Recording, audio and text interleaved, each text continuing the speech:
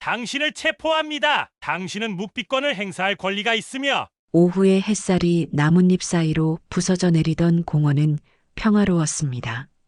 싱그러운 풀내음과 멀리서 들려오는 아이들의 웃음소리가 어우러져 나른하면서도 기분 좋은 활기를 만들어내고 있었지요. 서연은 벤치에 앉아 잠시 눈을 감고 이 평온함을 만끽하고 있었습니다. 바쁜 일상 속에서 잠시 짬을 내어 찾는 이 공원은 그녀에게 작은 위안과 재충전의 시간을 선사하는 소중한 공간이었습니다. 그녀는 손에 들고 있던 책갈피를 끼워 넣은 소설책을 무릎 위에 내려놓고 천천히 숨을 고르며 주변 풍경을 둘러보았습니다. 분수대 주변을 뛰노는 아이들, 한가로이 산책하는 노부부, 잔디밭에 누워 담소를 나누는 젊은 연인들. 모두가 저마다의 평화를 누리고 있는 듯 보였어요. 서연의 입가에도 희미한 미소가 떠올랐습니다. 이민 1.5세대로서 낯선 땅에 뿌리내리기 위해 그녀는 쉼없이 달려왔습니다. 보이지 않는 차별의 벽을 넘고 때로는 노골적인 편견과 싸우며 자신만의 길을 닦아왔지요. 그 과정에서 얻은 사회적 성공과 명성은 때때로 무거운 책임감으로 다가오기도 했지만 그녀는 언제나 자신의 원칙과 소신을 지키며 묵묵히 걸어왔습니다.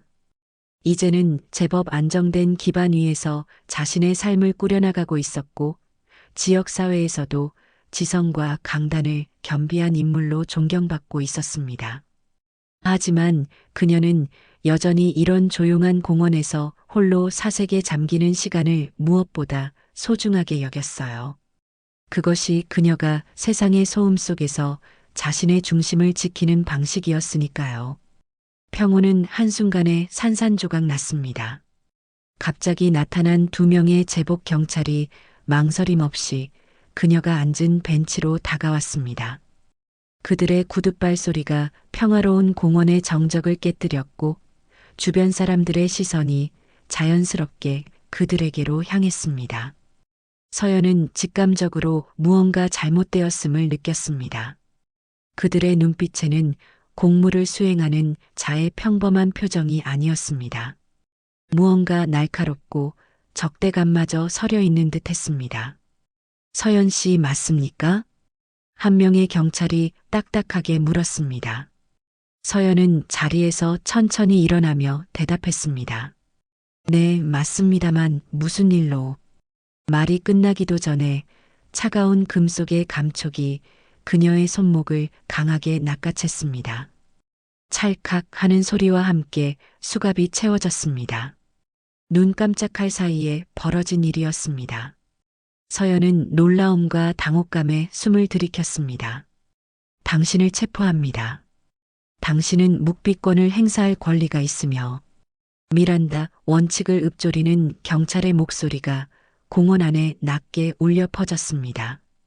주변의 모든 소음이 일순간 멎은 듯했고 오직 그 기계적인 목소리만이 서연의 귓가에 박혀들었습니다.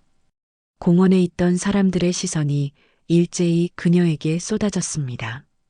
호기심, 놀라움, 의심, 그리고 일말의 동정심마저 느껴지지 않는 차가운 관찰자의 시선들이었습니다.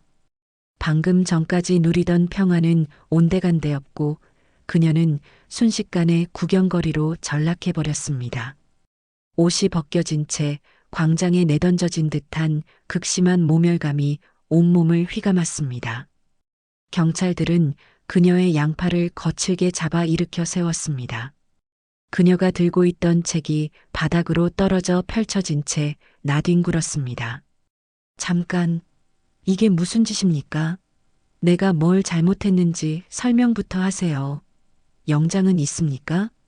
서연은 뿌리치려 했지만 건장한 2 남자의 힘을 당해낼 수는 없었습니다. 그녀의 목소리는 분노와 당혹감으로 떨렸지만 그 속에는 평생을 지켜온 존엄을 잃지 않으려는 필사적인 의지가 담겨 있었습니다.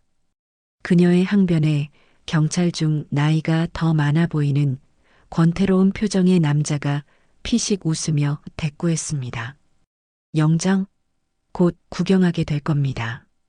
얌전히 따라오시죠, 아줌마. 아줌마라는 호칭. 그 속에는 명백한 조롱과 무시가 담겨 있었습니다. 서연의 얼굴에서 순간 핏기가 가셨습니다. 하지만 그녀는 물러서지 않고 자신을 능멸하는 듯한 그 경찰의 눈을 정면으로 응시했습니다. 그리고 얼음처럼 차갑게 가라앉은 목소리로, 그러나 주변의 소음을 뚫고 나갈 만큼 또렷하게 말했습니다. 지금 당신들이 나에게 하는 이 무례한 짓 반드시 후회하게 될 겁니다. 그녀의 목소리에는 단순한 분노를 넘어선 서늘한 경고와 강한 확신이 담겨 있었습니다. 하지만 경찰은 코웃음을 칠 뿐이었습니다. 잡혀가는 주제에 큰 소리치기는. 세상 무서운 줄 모르는군. 시끄럽고 빨리 가자고. 다른 경찰이 그녀를 거칠게 떠밀었습니다. 서연은 휘청거리며 몇 걸음 끌려갔습니다. 공원에 있던 사람들은 그저 멍하니 혹은 수군거리며 그 광경을 지켜볼 뿐이었습니다. 아무도 나서서 무슨 일이냐고 묻거나 그녀를 도우려 하지 않았습니다. 세상의 완벽한 무관심 속에서 그녀는 힘없이 경찰차를 향해 끌려갔습니다. 차 문이 닫히기 직전 그녀는 마지막으로 자신이 앉아있던 벤치와 바닥에 떨어진 책을 보았습니다. 방금 전까지 존재했던 평화로운 세계는 이제 완전히 다른 세상의 이야기가 되어버린 듯 했습니다. 차가운 분노와 함께 반드시 이 부당함의 대가를 묻고 말겠다는 강철 같은 의지가 그녀의 안에서 조용히 그러나 뜨겁게 타오르기 시작했습니다.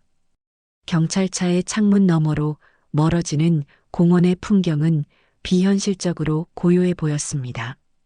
그녀의 경고는 아직 경찰들의 귓가에 조롱 섞인 농담으로만 남아있겠지만 서연은 알고 있었습니다.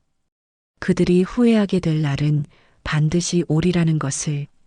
그리고 그 후회는 생각보다 훨씬 더 깊고 쓰라릴 것이라는 사실을 말입니다. 이제 막 기나긴 싸움이 시작되고 있었습니다.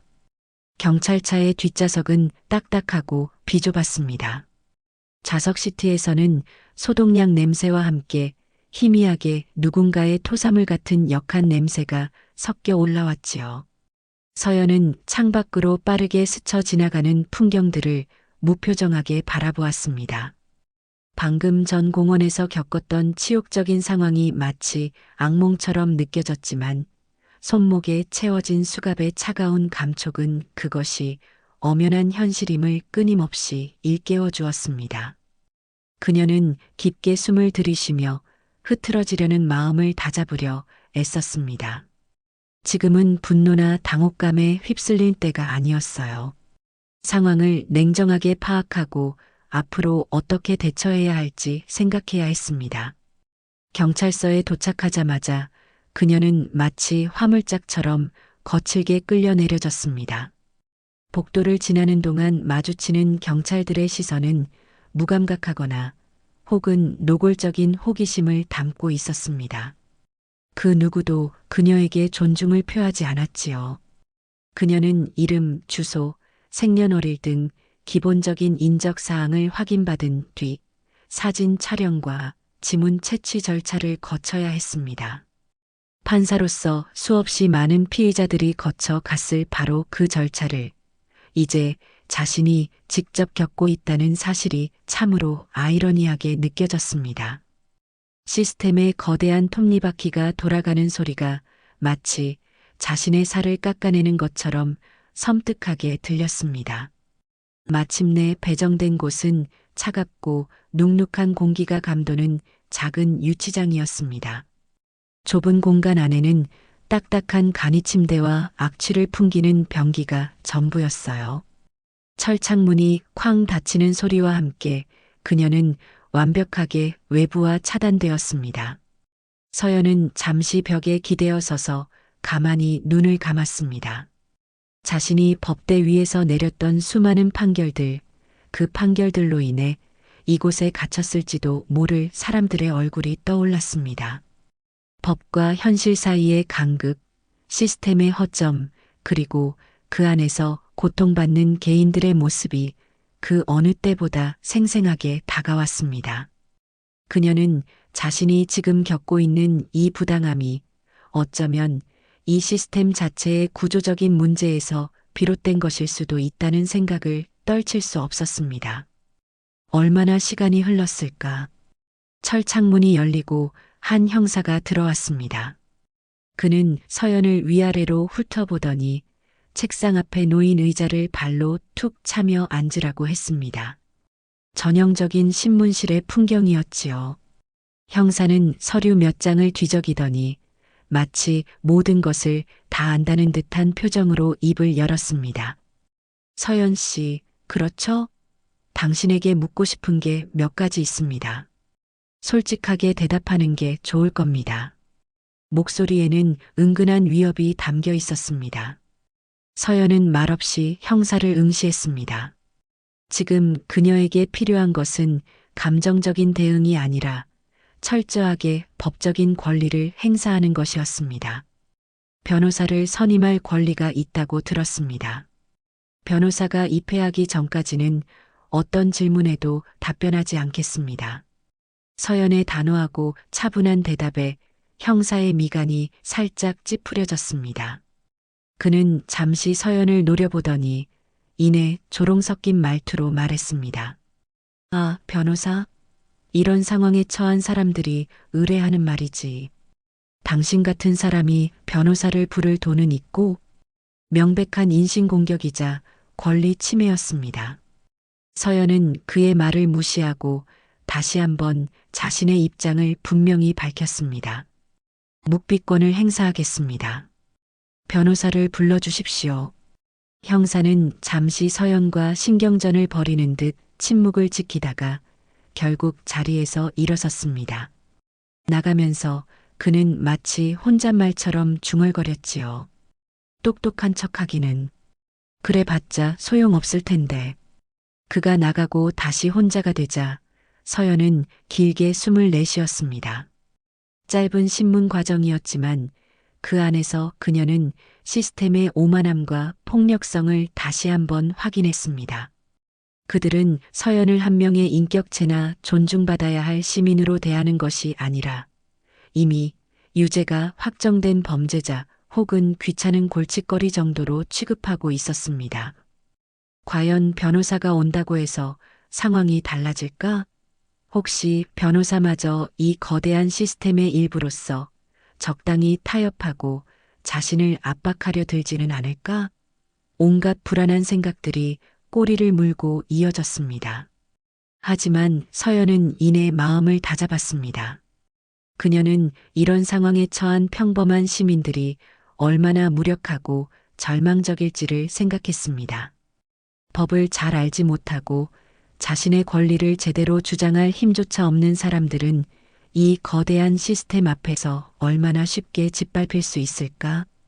그녀는 지금 자신이 겪는 이 고통스러운 경험이 단순히 개인적인 불행으로 끝나서는 안 된다고 생각했습니다. 이 경험을 통해 자신이 몸담고 있는 그리고 자신이 수호해야 할 이 시스템의 민낯을 똑똑히 보고 기억해야 한다고 다짐했습니다. 언젠가 다시 법대 위에 섰을 때 오늘의 이 경험은 그녀가 더 공정하고 정의로운 판결을 내리는데 중요한 자양분이 될 것이라고 믿었습니다. 밤이 깊어갔습니다. 유치장 복도에서는 다른 수감자들의 잠꼬대 소리, 간수의 발소리, 그리고 정체를 알 수 없는 기계음 같은 것들이 간헐적으로 들려왔습니다. 서연은 딱딱한 침대에 누워 잠을 청하려 했지만 쉽게 잠들 수 없었습니다. 손목에 남은 수갑 자국이 아릿하게 느껴졌고 낮에 자신을 조롱하던 경찰의 얼굴과 목소리가 자꾸만 떠올랐습니다. 후회하게 될 것이라는 자신의 경고가 공허한 외침으로 끝나지 않도록 그녀는 반드시 이 싸움에서 이겨야 했습니다. 그리고 승리해야 할 이유는 단지 개인적인 명예 회복 때문만은 아니었습니다. 그것은 법의 이름으로 자행되는 부당함에 대한 준엄한 심판이자 무너진 정의를 바로 세우기 위한 처절한 외침이 되어야 했습니다. 차가운 유치장의 공기 속에서 서연의 눈빛은 밤의 어둠보다 더 깊고 단단하게 빛나고 있었습니다. 그녀 안에 무언가가 깨어나고 있었습니다. 그것은 시련을 통해 더욱 강해진 정의를 향한 불굴의 의지였습니다. 시간은 더디게 흘렀습니다. 유치장의 좁은 공간은 세상과 완벽히 단절된 섬과 같았지요. 서연은 매 순간 자신을 덮쳐오는 불안감과 싸우며 동시에 냉철한 이성을 유지하려 안간힘을 썼습니다.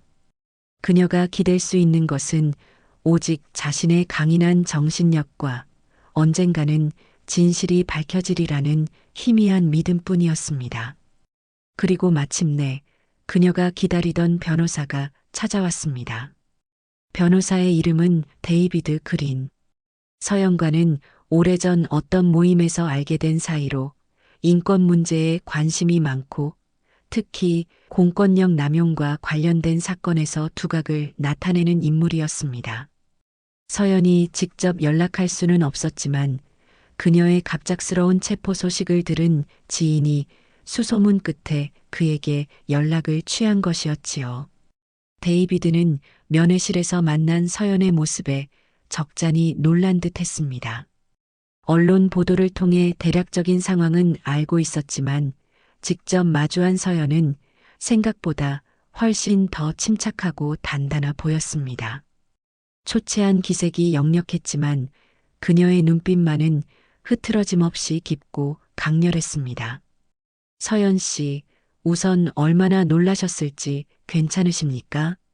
데이비드가 조심스럽게 안부를 물었습니다. 서연은 희미하게 고개를 끄덕였습니다.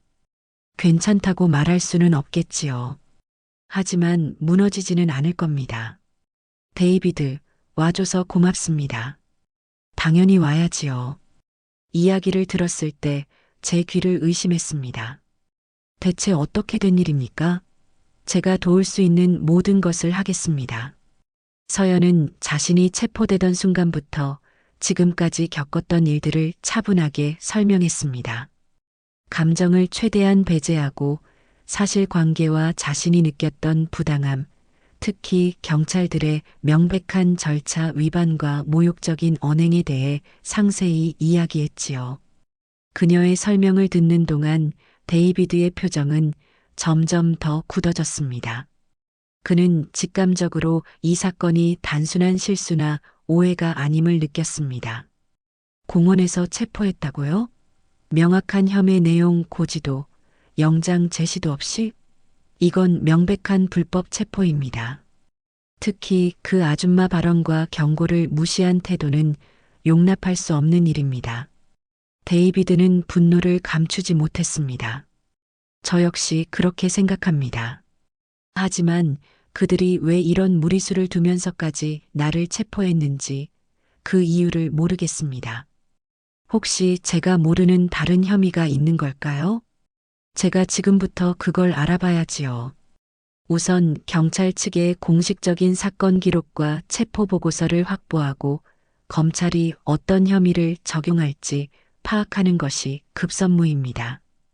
그리고 공원에 혹시 목격자나 CCTV 영상이 있었는지도 확인해야 합니다.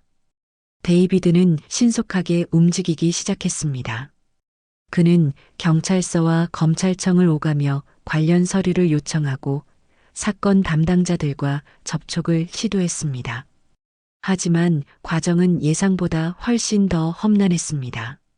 경찰 측은 비협조적인 태도로 일관했고 중요한 정보는 의도적으로 감추거나 지연시키는 듯한 인상을 주었습니다. 체포 당시 경찰관들이 착용했을 바디캠 영상 제출 요구는 기기 오작동이라는 석연치 않은 이유로 거부되었고 공원 주변 CCTV 영상 역시 사각지대였다거나 화질이 불량하여 식별이 불가능하다는 답변만 돌아왔습니다. 마치 보이지 않는 거대한 벽이 진실을 가로막고 있는 듯한 답답함이 데이비드를 짓눌렀습니다. 이상합니다, 서연 씨. 너무 매끄럽게 증거들이 없어요. 이건 누군가가 의도적으로 손을 쓴 정황이 너무 짙습니다. 다음 면회에서 데이비드는 심각한 표정으로 말했습니다.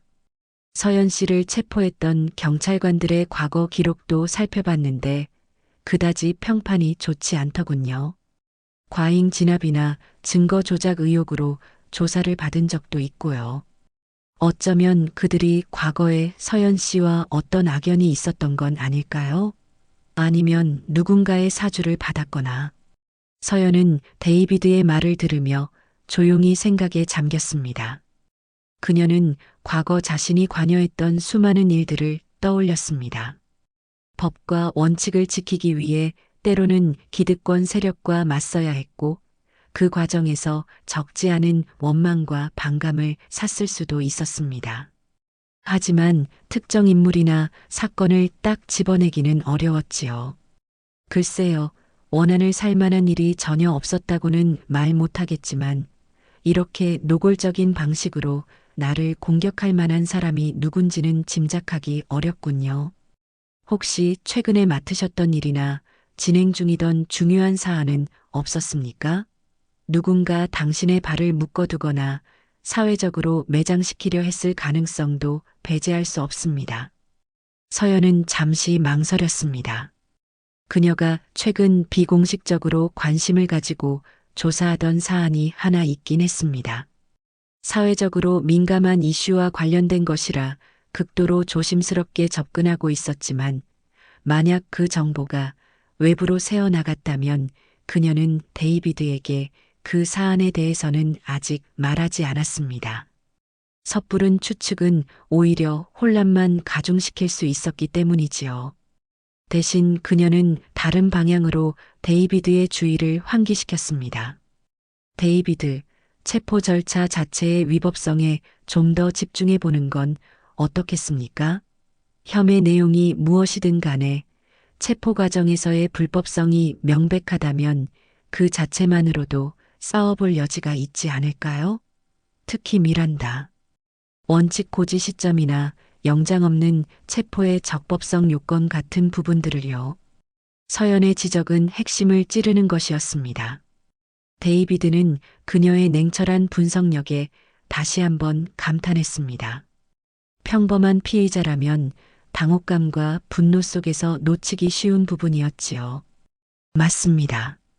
독수독과의 원칙에 따라 위법하게 수집된 증거는 증거 능력이 부정될 수 있습니다. 체포 자체가 불법이라면 그 이후의 모든 절차도 정당성을 잃게 되지요. 그 부분을 집중적으로 파고들어 보겠습니다. 데이비드는 다시 활력을 찾은 듯 보였습니다.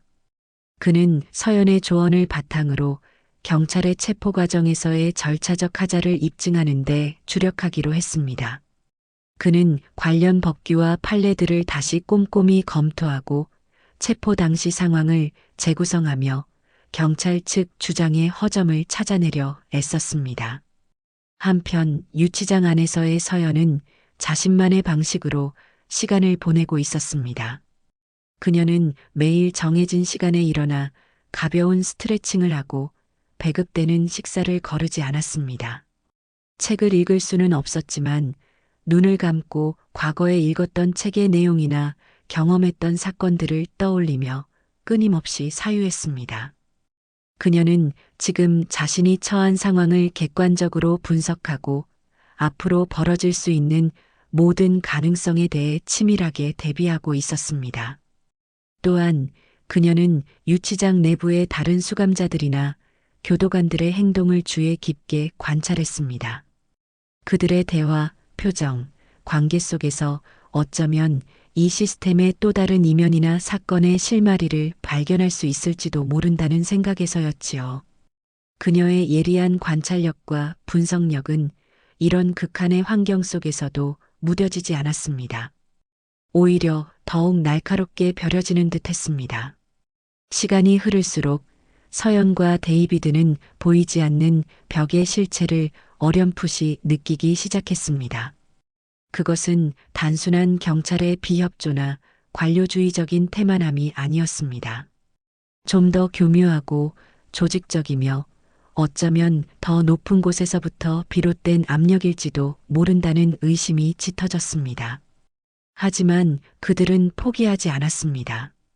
벽이 높고 단단할수록 그 뒤에 숨겨진 진실을 밝혀내야 한다는 의지는 더욱 강해졌습니다.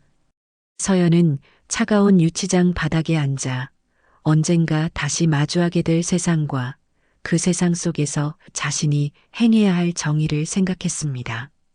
그녀의 싸움은 이제 막 시작되었을 뿐이었습니다.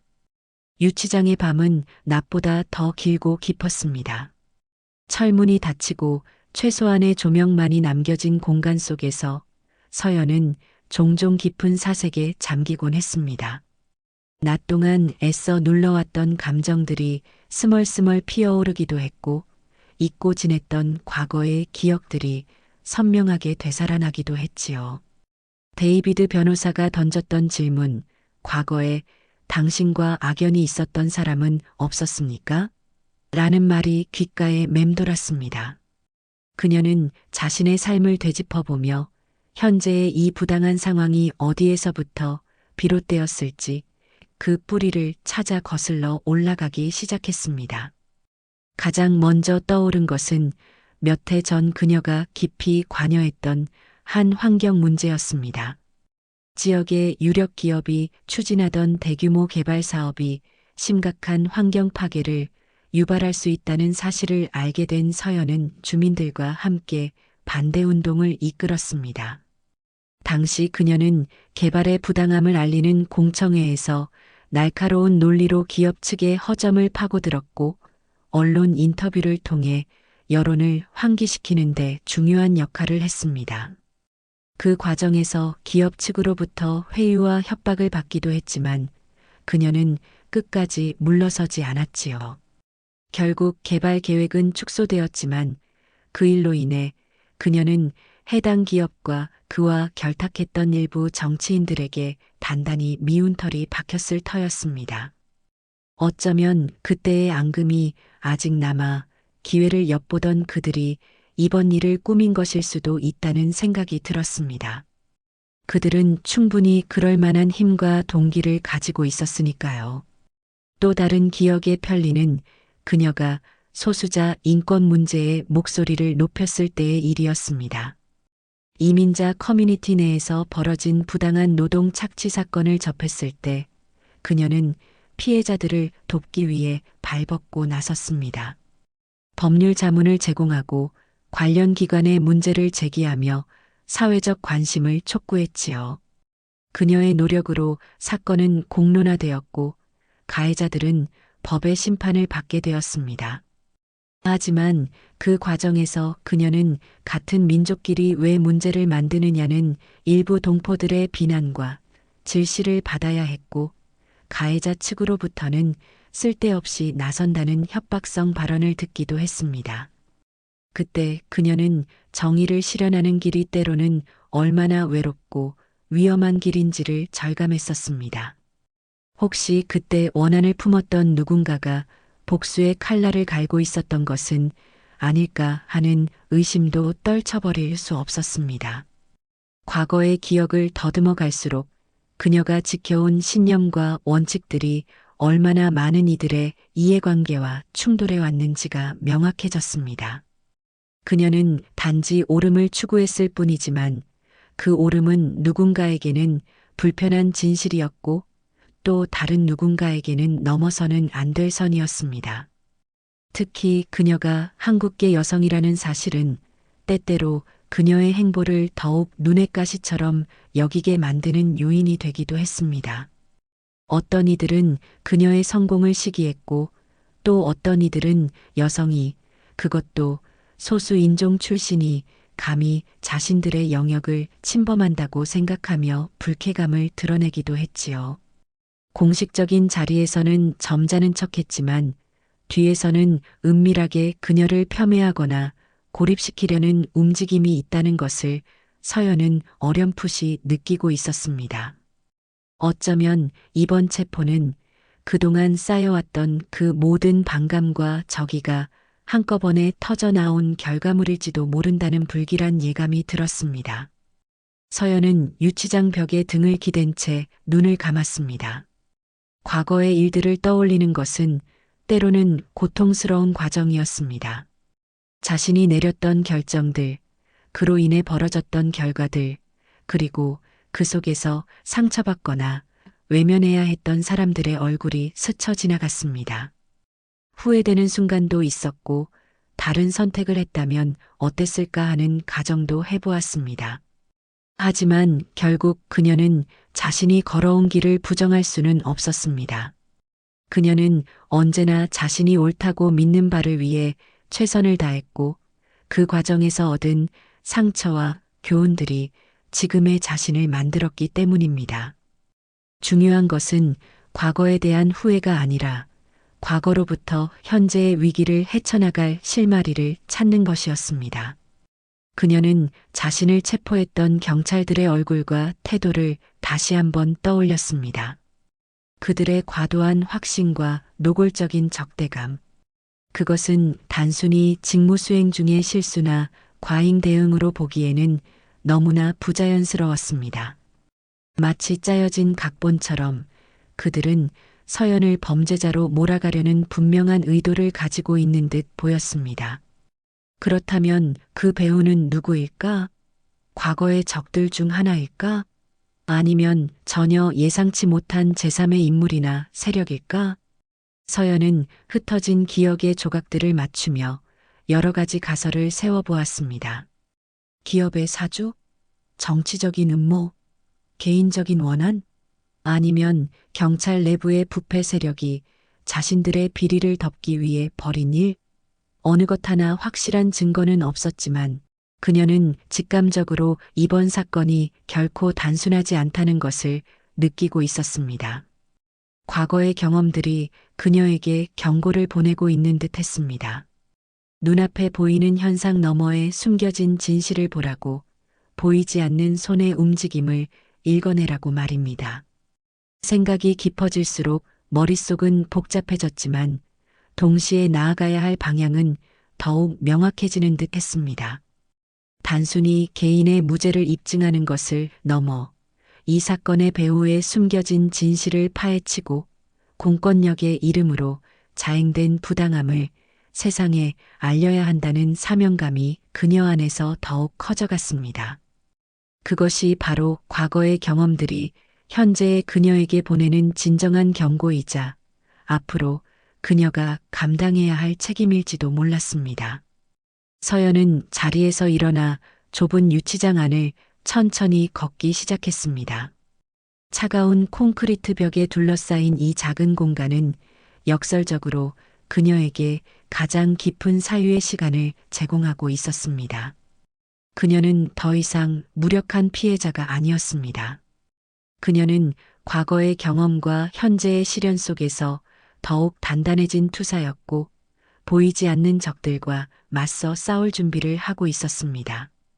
밤의 가장 깊은 어둠 속에서 그녀는 다가올 새벽의 빛을 기다리는 것이 아니라 스스로 그 빛을 만들어낼 결심을 하고 있었습니다. 그녀의 눈빛은 흔들림 없이 다가올 싸움을 향해 고정되어 있었습니다. 시간은 서연의 편이 아닌 것처럼 흘러갔습니다. 데이비드 그린 변호사는 백방으로 뛰어다녔지만 사건을 둘러싼 보이지 않는 벽은 여전히 두껍고 단단하게 느껴졌습니다. 경찰 측은 모르쇠로 일관했고 검찰 역시 미온적인 태도를 보이며 시간을 끄는 듯 했습니다. 서연에게 적용된 혐의 자체는 시간이 갈수록 그 근거가 빈약하다는 것이 드러나고 있었지만 그녀를 풀어줄 만한 결정적인 증거나 움직임은 나타나지 않았지요. 유치장 안에서 서연은 초조함과 싸우며 데이비드가 가져다 주는 소식 하나하나에 희망과 실망을 반복하고 있었습니다. 그녀의 강인한 정신력도 조금씩 마모되어 가는 것을 느끼는 순간들이 늘어갔습니다. 균열은 예상치 못한 곳에서 시작되었습니다. 데이비드는 혹시나 하는 마음에 체포 당시 공원에 있었을지 모를 목격자들을 다시 한번 끈질기게 수소문하고 다녔습니다. 대부분은 경찰 조사에 관여되고 싶지 않다며 손사래를 쳤지만 마침내 양심의 가책을 느낀 한 사람과 연락이 닿았습니다. 그는 공원 근처에서 작은 카페를 운영하는 노인이었는데 사건 당일 공원 벤치에 앉아 있던 서연과 그녀를 체포하던 경찰들의 모습을 멀리서나마 목격했다고 했습니다. 처음에는 혹시 불이익을 당할까 두려워 침묵했지만 언론 보도를 통해 서연이 부당하게 고통받고 있다는 사실을 알게 되면서 용기를 내기로 한 것이었지요. 그날 이상하다고 생각했어요. 경찰들이 그 여자분에게 너무 거칠게 굴더군요. 특히 한 경찰은 뭐라고 소리치면서 비웃는 것 같았고 여자분은 아주 침착하게 대꾸했던 걸로 기억합니다. 뭔가 억울한 사연이 있는 사람처럼 보였어요. 노인의 증언은 결정적인 물증은 아니었지만 서연의 주장을 뒷받침하고 경찰들의 강압적인 태도를 입증할 수 있는 중요한 단서가 되었습니다. 데이비드는 그의 증언을 상세히 기록하고 증인 보호를 위해 필요한 조치를 취했습니다. 비슷한 시기 또 다른 실마리가 나타났습니다. 데이비드가 끈질기게 요구했던 정보 중 하나는 서연을 체포했던 두 경찰관 밀러와 핸더슨의 과거 징계 기록이었습니다. 경찰 내부 자료라는 이유로 접근이 쉽지 않았지만 데이비드는 포기하지 않고 정보 공개 청구 소송까지 불사하며 압박했습니다. 마침내 그 기록의 일부가 공개되었는데 거기에는 놀라운 사실이 담겨 있었습니다. 밀러 경관은 과거에도 여러 차례 과잉 진압과 직권 남용으로 민원이 제기되었던 인물이었고 핸더슨 경관은 증거 조작 의혹으로 내부 감찰을 받았으나 불분명한 이유로 징계 없이 넘어간 전력이 있었던 것입니다. 이것은 이번 서연의 체포가 우발적인 사건이 아니라 상습적인 문제 경찰관들에 의해 저질러진 예견된 사건일 수 있음을 강력하게 시사했습니다. 데이비드는 이 새로운 증거들을 가지고 다시 검찰을 찾아갔습니다. 그는 담당 검사인 스티븐슨을 만나 노인의 증언과 경찰관들의 문제적 과거 기록을 제시하며 서연에 대한 기소가 얼마나 부당하고 위험한 것인지를 역설했습니다. 스티븐슨 검사는 처음에는 회의적인 태도를 보였지만 데이비드가 내미는 증거들을 검토하면서 그의 표정은 점차 심각하게 변해갔습니다. 특히 문제 경찰관들의 과거 기록은 검사로서도 그냥 넘길 수 없는 부분이었습니다. 만약 이 사건이 재판까지 가게 되고 변호인 측이 경찰들의 과거 행적과 이번 체포 과정의 위법성을 집중적으로 부각시킨다면 검찰로서는 승소를 장담하기 어려울 뿐만 아니라 오히려 역풍을 맞을 수도 있었습니다. 공권력 남용이라는 비난과 함께 무고한 시민을 기소했다는 책임론에 휩싸일 가능성도 배제할 수 없었지요. 스티븐슨 검사실 내부에서도 의견이 갈리기 시작했습니다. 일부는 이미 기소 방침을 정한 사건을 뒤집는 것은 검찰의 위신 문제와 직결된다며 강행해야 한다고 주장했지만 스티븐슨을 비롯한 신중론자들은 무리하게 기소를 진행했다가 더 큰 화를 자초할 수 있다고 반박했습니다.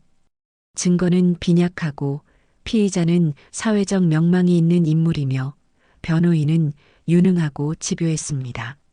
무엇보다 체포 과정 자체에 대한 의혹이 점점 커지고 있는 상황이었습니다. 스티븐슨은 고심 끝에 결단을 내려야 했습니다. 그는 경찰 고위층과 연락을 취해 이 문제에 대한 의견을 타진했지만 그들 역시 명확한 해답을 주지 못하고 책임을 회피하려는 듯한 인상을 받았습니다. 오히려 사건을 조용히 덮고 싶어하는 기색마저 느껴졌지요. 이러한 검찰 내부의 기류 변화는 데이비드에게도 감지되었습니다. 그는 더욱 공세적으로 나섰습니다. 언론에 서연의 억울한 사연과 경찰의 위법 행위 가능성을 흘리며 여론전을 시작했고, 동시에 법원에 구속적 부심을 청구하여 서연의 석방을 압박했습니다. 여론은 점차 서연에게 동정적인 방향으로 흐르기 시작했고, 검찰과 경찰은 점점 더 궁지에 몰리는 형국이 되었습니다. 마침내 변화의 순간이 찾아왔습니다. 스티븐슨 검사는 더 이상 이 사건을 끌고 갈 수 없다고 판단했습니다.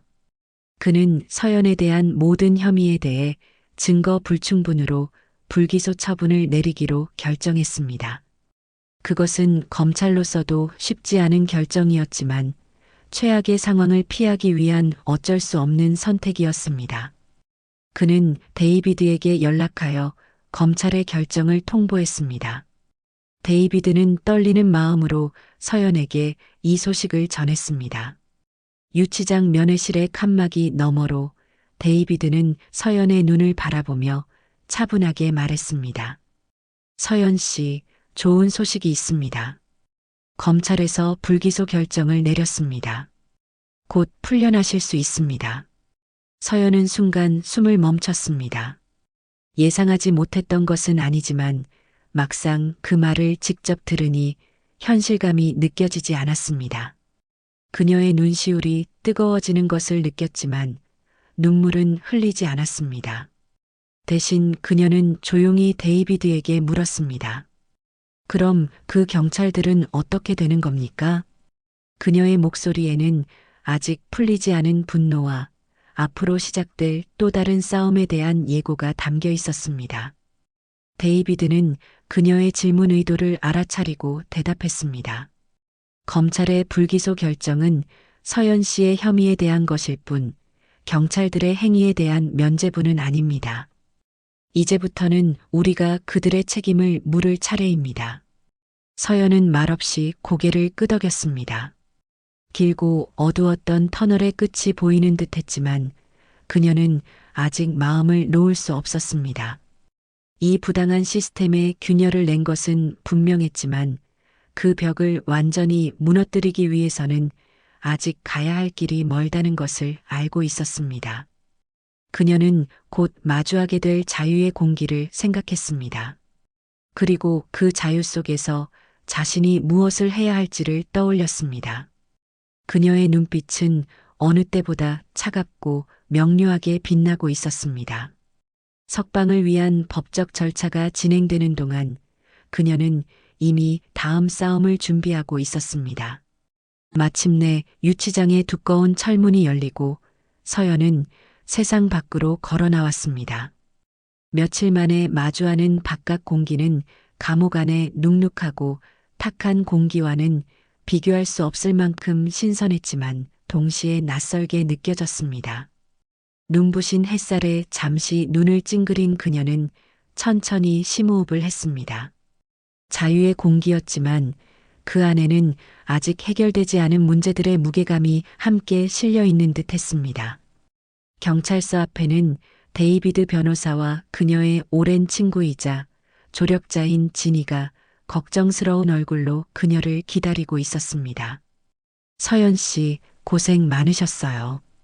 데이비드가 먼저 다가와 손을 내밀었습니다. 서연은 그의 손을 잡으며 희미하게 미소를 지어 보였습니다. 괜찮아? 정말 괜찮은 거지? 지니는 금방이라도 울음을 터뜨릴 것 같은 얼굴로 서연을 와락 끌어안았습니다. 친구의 따뜻한 체온에 잠시 긴장이 풀리는 것을 느꼈지만 서연은 애써 덤덤한 표정을 유지했습니다. 아직은 감상에 젖어 있을 때가 아니라고 스스로를 다독였습니다. 데이비드의 차를 타고 집으로 돌아오는 길, 서연은 창밖 풍경을 말없이 바라보았습니다. 불과 며칠 사이에 벌어진 일들이 마치 한편의 악몽처럼 느껴졌습니다.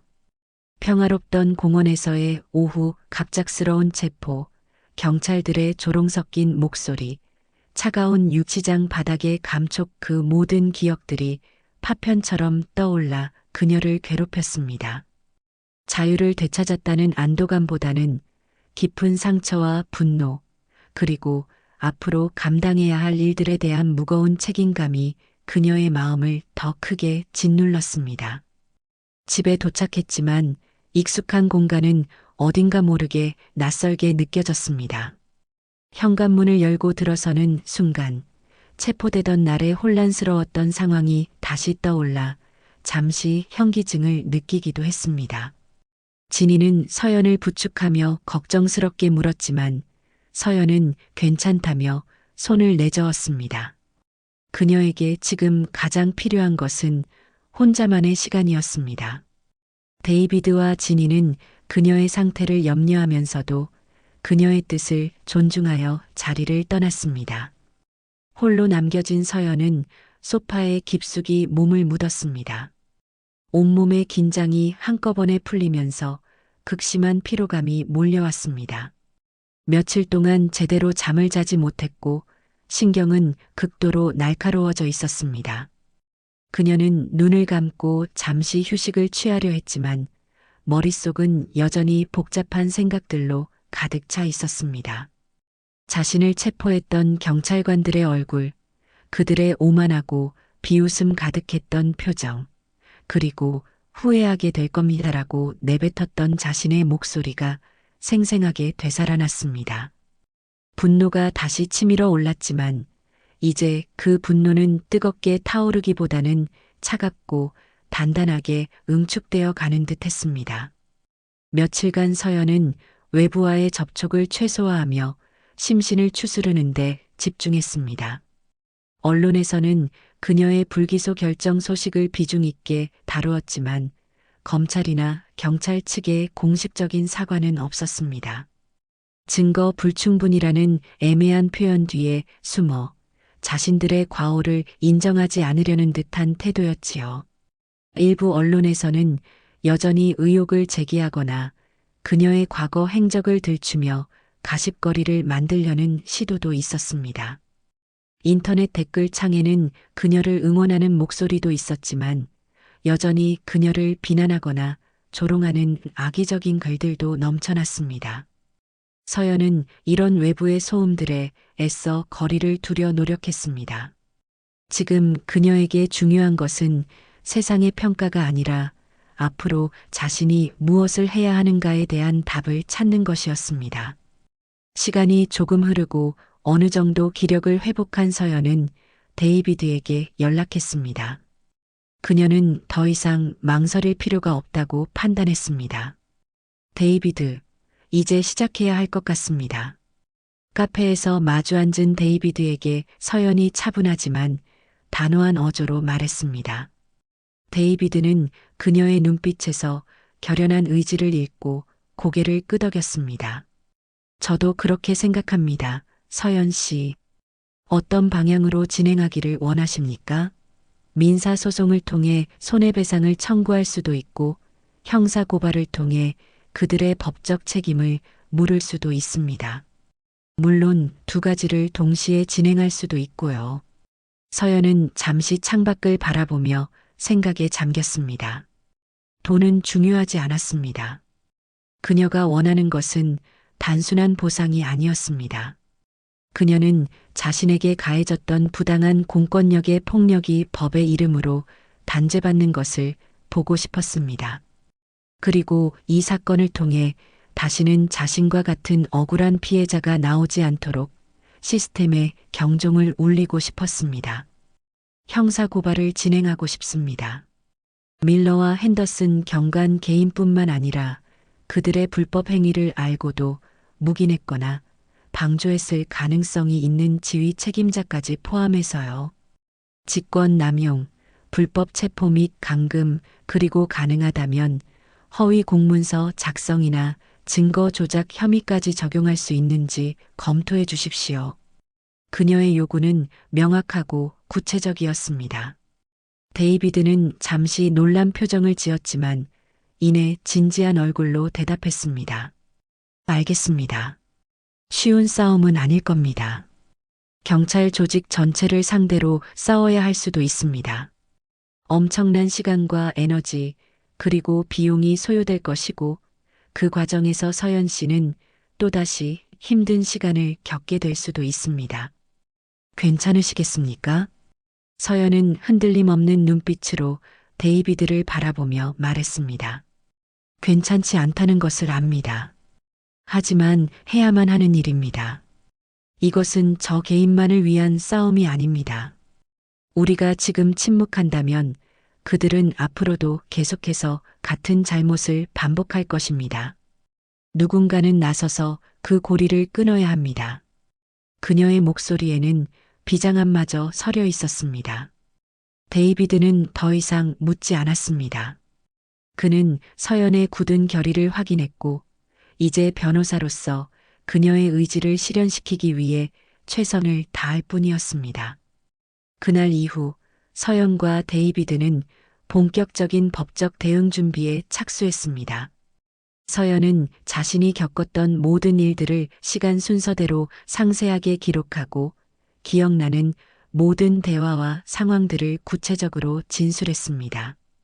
데이비드는 서연의 진술과 그동안 수집된 자료들을 바탕으로 고소장을 작성하기 시작했습니다.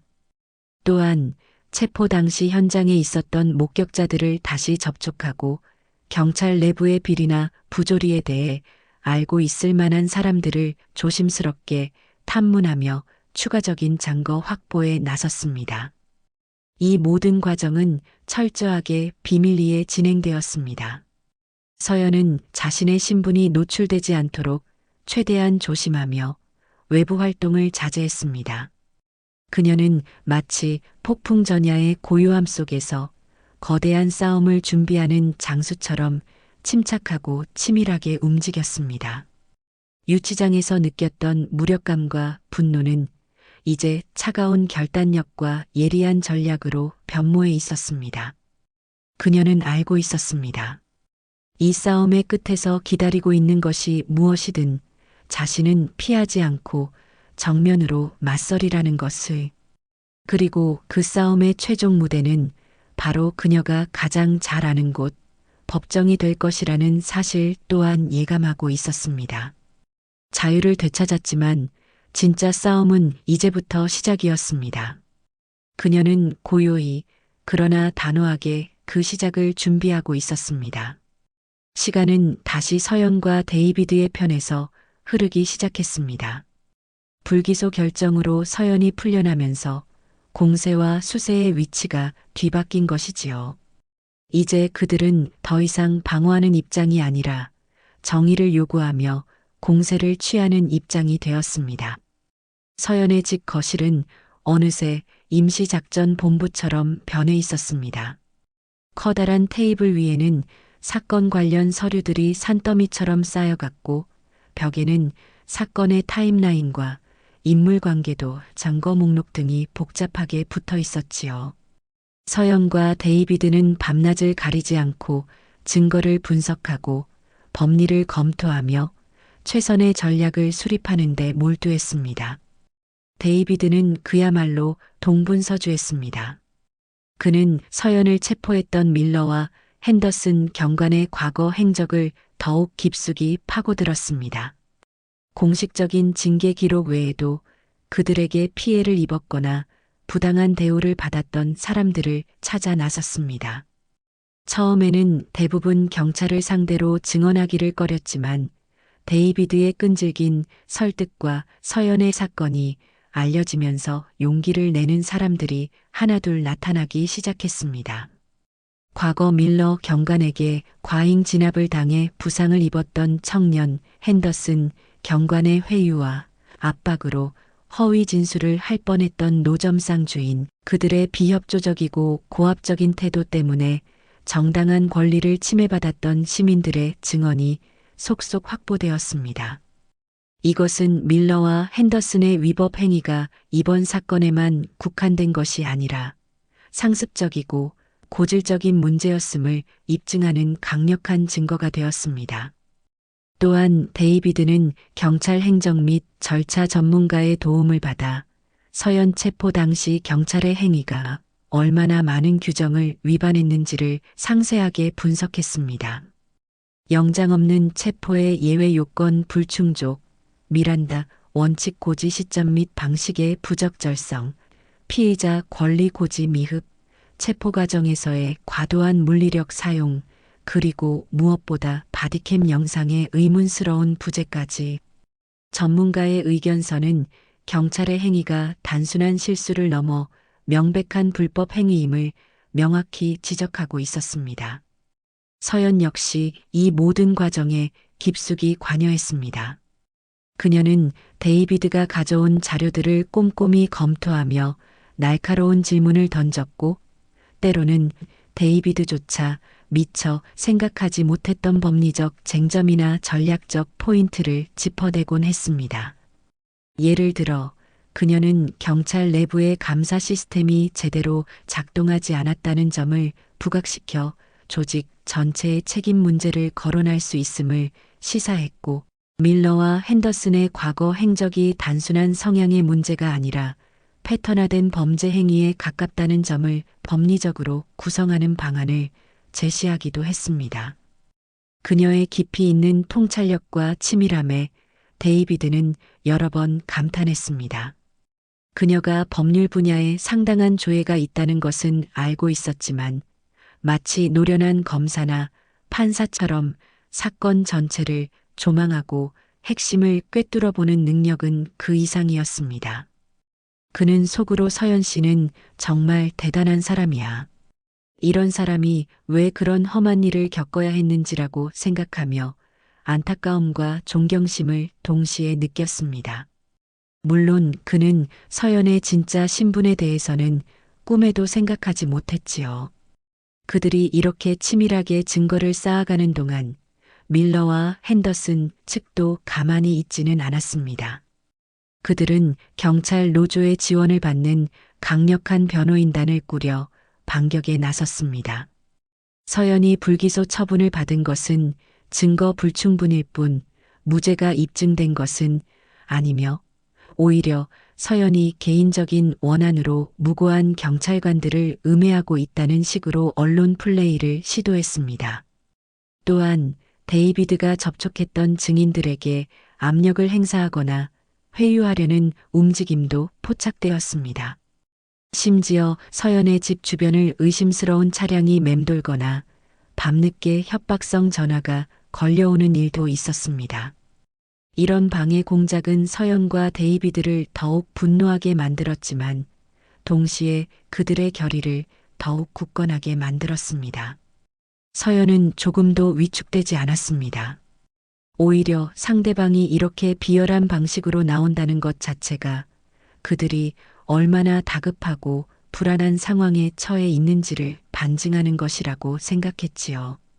그녀는 데이비드에게 모든 협박과 방해 행위를 철저히 기록하고 증거로 남겨둘 것을 당부했습니다. 언젠가 법정에서 그들의 비열함을 만천하에 드러낼 중요한 자료가 될 것이기 때문이었습니다. 수개월에 걸친 증거 수집과 법리 검토 끝에 마침내 데이비드는 검찰의 밀러와 핸더슨, 경관, 그리고 그들의 직속상관 일부를 직권 남용 불법 체포 및 감금, 폭행, 장거 인멸교사 등의 혐의로 형사 고발했습니다.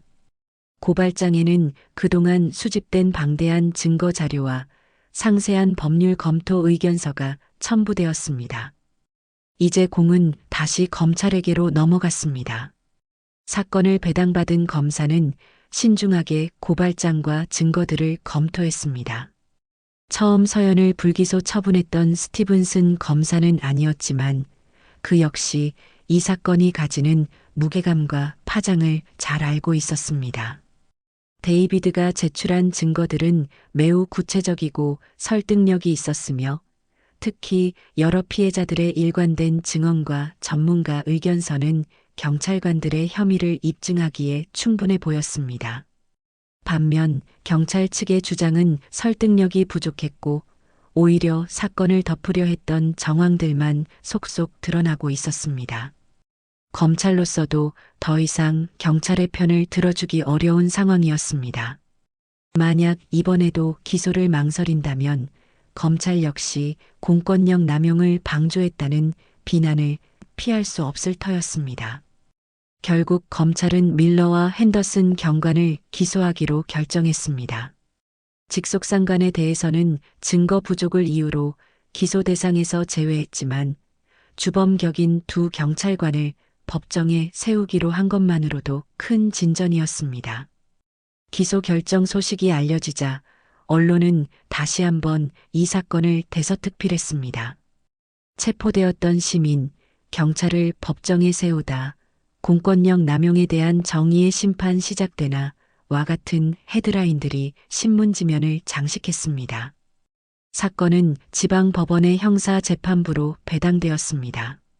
담당 판사가 누구인지에 대한 관심이 집중되었지만 법원은 관례에 따라 재판 기일이 임박해서야 담당 판사를 공개할 것이라고 밝혔습니다.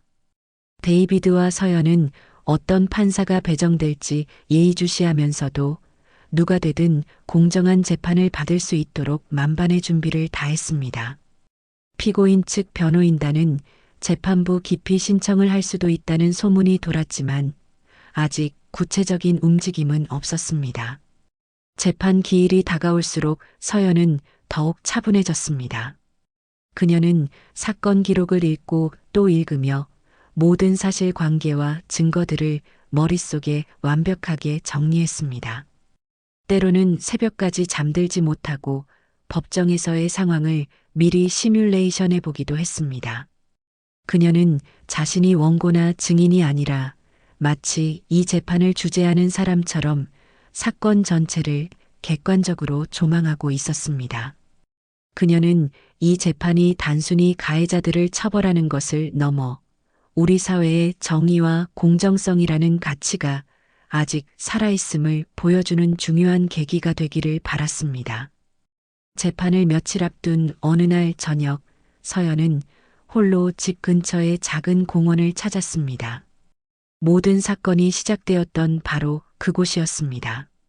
그녀는 자신이 앉았던 벤치에 조용히 앉아 어둠이 내려앉는 공원을 바라보았습니다.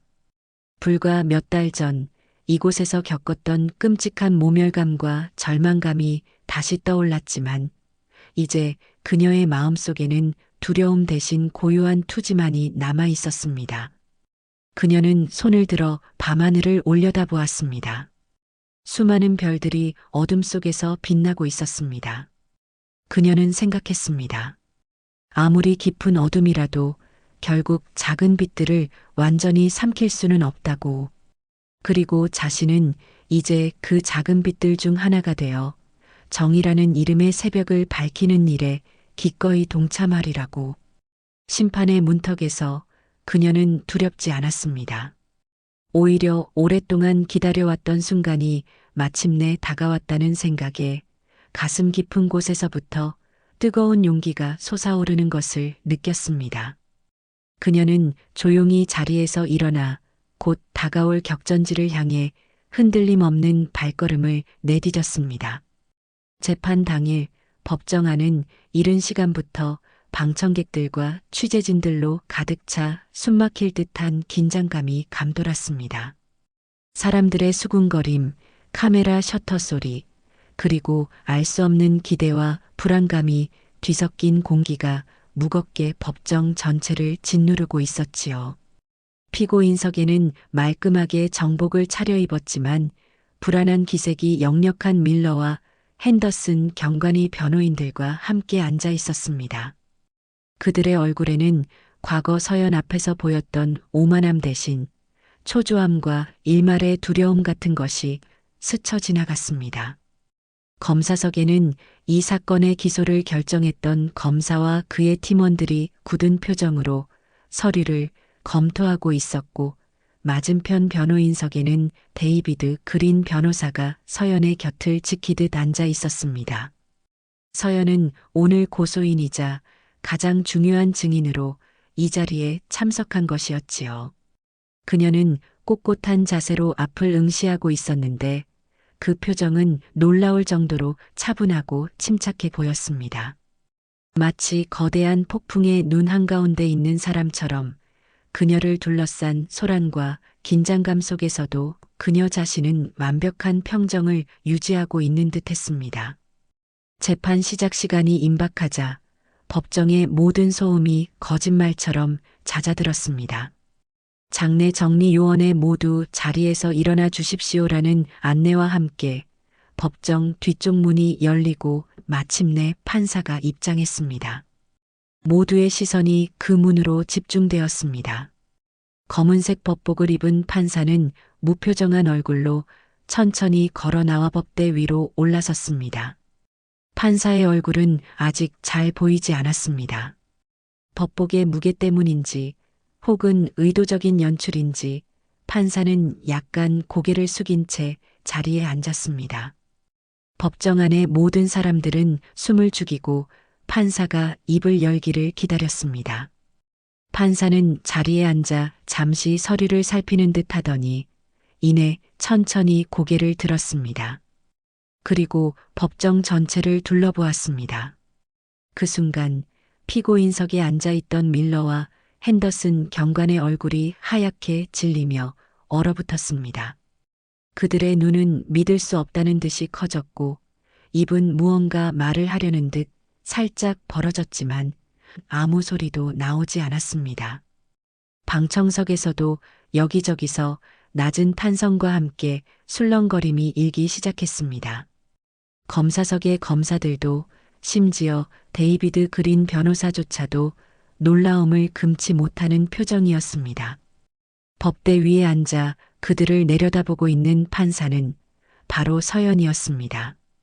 그녀는 과거 공원에서 자신에게 아줌마라고 부르며 조롱하고 후회하게 될 것이라는 경고를 비웃었던 바로 그 경찰관들을 이제 법의 가장 높은 자리에서 가장 엄정한 눈빛으로 마주하고 있었습니다.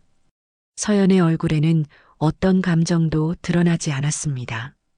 그녀는 마치 아무 일도 없었다는 듯, 아니, 오히려 이 순간을 오랫동안 기다려왔다는 듯 침착하고 위험 있는 모습으로 법정 전체를 압도하고 있었습니다. 그녀는 손에 든 나무 망치로 법대를 가볍게 탁 내리쳤습니다. 그 소리는 크지 않았지만 법정 안의 모든 소음을 잠재우고 사람들의 이목을 집중시키기에 충분했습니다. 지금부터 피고인 데니얼 밀러, 마이클 핸더슨에 대한 직권 남용 권리 행사 방해 등 사건의 심리를 시작하겠습니다. 서연의 목소리는 낮고 차분했지만 그 안에는 흔들림 없는 권위와 무게감이 실려 있었습니다.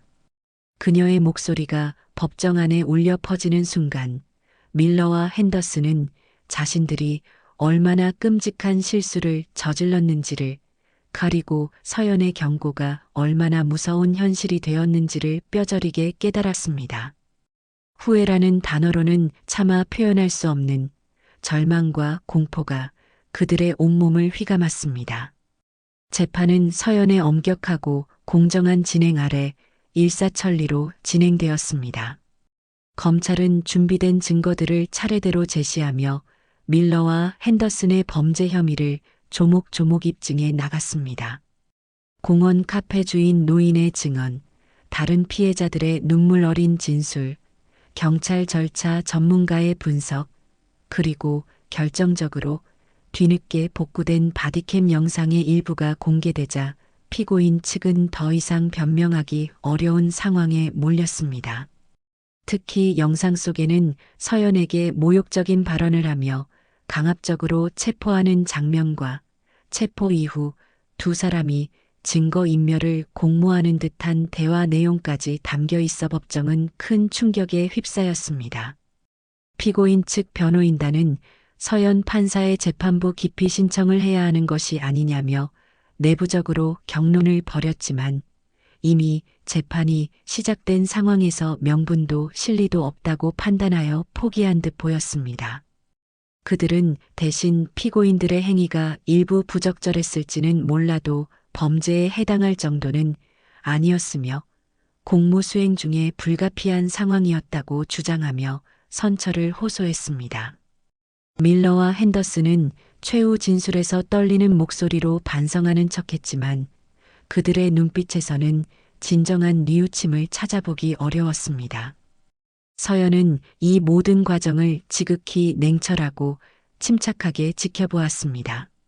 그녀는 때로는 날카로운 질문으로 검사나 변호인의 논점을 명확히 하도록 유도했고, 때로는 감정에 치우치거나 절차를 벗어나는 발언에 대해서는 엄격하게 제지했습니다. 그녀의 마음속에도 인간적인 분노와 고통의 기억이 왜 없었겠습니까? 하지만 그녀는 법대 위에 앉아 있는 동안 철저하게 판사로서의 역할에 충실했습니다. 자신의 개인적인 감정이 재판의 공정성을 해치는 것을 결코 용납할 수 없었기 때문입니다. 그것이 바로 그녀가 생각하는 진정한 법의 정신이자 이 자리에 앉아 있는 이유였습니다. 그녀는 이 재판을 통해 단순히 개인적인 복수를 하는 것이 아니라 법과 정의가 살아있음을, 그리고 그 누구도 법 위에 군림할 수 없음을 증명하고 싶었습니다. 모든 변론과 증거 조사가 끝나고 마침내 판결 선고의 시간이 다가왔습니다. 법정 안에는 다시 한번 무거운 침묵이 내려앉았습니다. 서연은 잠시 눈을 감고 숨을 골랐습니다. 그리고 천천히 판결문을 읽어 내려가기 시작했습니다. 피고인 데니얼 밀러와 마이클 핸더슨은 국민으로부터 부여받은 공권력을 남용하여 시민의 자유와 인권을 침해하였고 법 집행관으로서의 신뢰를 심각하게 훼손하였습니다. 특히 피고인들은 자신들의 잘못을 뉘우치기는커녕 증거를 인멸하고 책임을 회피하려는 비겁한 태도를 보여왔습니다. 이는 법치주의의 근간을 흔드는 중대한 범죄 행위이며 결코 용납될 수 없습니다. 서연의 목소리는 차분했지만 단호했습니다. 그녀는 피고인들의 죄목 하나하나를 명시하며 그에 상응하는 법정 최고형에 가까운 형량을 선고했습니다. 실형이 선고되는 순간 밀러와 핸더슨은 망연자실한 표정으로 고개를 떨어뜨렸습니다. 방청석에서는 나지막한 탄성과 함께 박수가 터져 나오기도 했습니다. 법은 모든 사람에게 공평하게 적용되어야 하며 특히 법을 집행하는 자는 더욱 엄격한 도덕성과 책임감을 가져야 합니다. 이 판결이 피고인들에게는 준엄한 심판이 되고 나아가 우리 사회의 정의가 살아있음을 확인하는 계기가 되기를 바랍니다. 판결문 낭독을 마친 서연은 다시 한번 법봉을 들어 법대를 내리쳤습니다. 탕! 그 소리는 모든 것이 끝났음을 알리는 동시에 새로운 시작을 알리는 소리처럼 들렸습니다. 정의는 마침내 실현되었습니다. 재판이 끝나고 모두가 떠나간 텅 빈 법정. 서연은 홀로 판사석에 앉아 있었습니다. 창문을 통해 들어오는 오후의 햇살이 그녀의 어깨 위에 부드럽게 내려앉았습니다. 그녀는 법복을 벗어 의자에 걸쳐놓고 가만히 눈을 감았습니다. 길고 길었던 싸움이 끝났다는 안도감과 함께 그 과정에서 겪어야 했던 수많은 고통과 희생들이 파노라마처럼 스쳐 지나갔습니다. 그녀는 이겼지만 이 승리가 마냥 기쁘지만은 않았습니다. 오히려 무거운 책임감과 함께 이 사회에 여전히 남아있는 수많은 부조리와 싸워나가야 할 길이 멀다는 생각에 마음이 숙연해졌습니다. 하지만 그녀는 더 이상 혼자가 아니었습니다. 그녀의 용기 있는 싸움은 많은 사람들에게 희망과 영감을 주었고 사회 곳곳에서 변화를 위한 작은 움직임들이 시작되고 있었습니다. 그녀는 다시 한번 마음을 다잡았습니다. 자신이 겪었던 시련은 그녀를 더욱 강하고 지혜롭게 만들었으며 이제 그녀는 그 힘으로 더 낮은 곳의 목소리에 귀 기울이고 더 공정한 세상을 만들기 위해 자신의 자리에서 최선을 다할 것이라고. 그녀는 조용히 자리에서 일어나 창밖을 바라보았습니다. 세상은 여전히 복잡하고 불완전했지만 그녀의 눈빛 속에는 그 세상을 조금이라도 더 나은 곳으로 만들고자 하는 따뜻하고 확고한 의지가 담겨 있었습니다. 정의의 이름으로 그녀의 새로운 여정은 이제 막 시작되고 있었습니다.